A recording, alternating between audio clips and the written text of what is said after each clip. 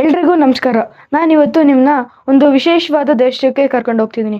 ಅಲ್ಲಿನ ದೇಶದ ಪಾಪ್ಯುಲೇಷನ್ ಬರೀ 8 ಲಕ್ಷ ಮಾತ್ರ. ಪ್ರಪಂಚದಲ್ಲಿ ಆ ದೇಶ ಮಾತ್ರ ಕಾರ್ಬನ್ ನೆಗೆಟಿವ್. ಕಾರ್ಬನ್ ನೆಗೆಟಿವ್ ಅಂದ್ರೆ ಅಲ್ಲಿನ ದೇಶ ಎಷ್ಟು ಕಾರ್ಬನ್ ಪ್ರೊಡ್ಯೂಸ್ ಮಾಡ್ತಿದೋ ಅಷ್ಟೇ ಜಾಸ್ತಿ ಅಬ್ಸರ್ವ್ ಮಾಡುತ್ತೆ. ಅದು ಯಾವುದು ದೇಶ ಅಂತ ಗೆಸ್ ಮಾಡ್ತೀರಾ? ನಾನು ಮಾತಾಡ್ತಿರೋದು ಭೂತಾನ್ ದೇಶದ ಬಗ್ಗೆ. ಇದು ನಮ್ಮ ನೆರೆ ದೇಶ, ತುಂಬಾ ಚಿಕ್ಕ ದೇಶ.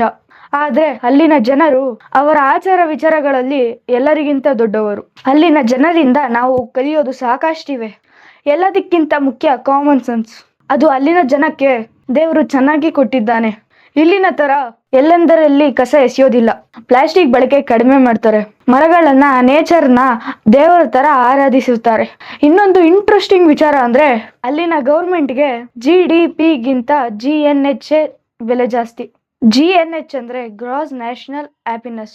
ಅಂದ್ರೆ ಆ ದೇಶದ ಜನರು ಎಷ್ಟು ಖುಷಿಯಾಗಿದ್ದಾರೆ ಅಂತಾನೆ ಇಂಪಾರ್ಟೆಂಟ್. ಇನ್ನೊಂದು ಇಂಟ್ರೆಸ್ಟಿಂಗ್ ಫ್ಯಾಕ್ಟ್ ಅಂದ್ರೆ ಅವರ ಸಂವಿಧಾನದಲ್ಲಿ 60% ಕಾಡಿರ್ಬೇಕು ಅಂತ ಬರ್ದಿದೆ. ಆದ್ರೆ ಅಲ್ಲಿನ ಜನ ಅದನ್ನ ಪಾಲಿಸ್ತಿಲ್ಲ. 70% ಕಾಡನ್ನ ಕಾಪಾಡ್ಕೊಂಡಿದ್ದಾರೆ. ದೇಶನೇ ದೇವಸ್ಥಾನದ ತರ ನೋಡ್ಕೊಳ್ಳೋ ಈ ಜನರಿಂದ ನಾವು ಕಲಿಯೋದು ತುಂಬಾ ಇದೆ ಅಲ್ವಾ ಸ್ನೇಹಿತರೆ? ಧನ್ಯವಾದಗಳು.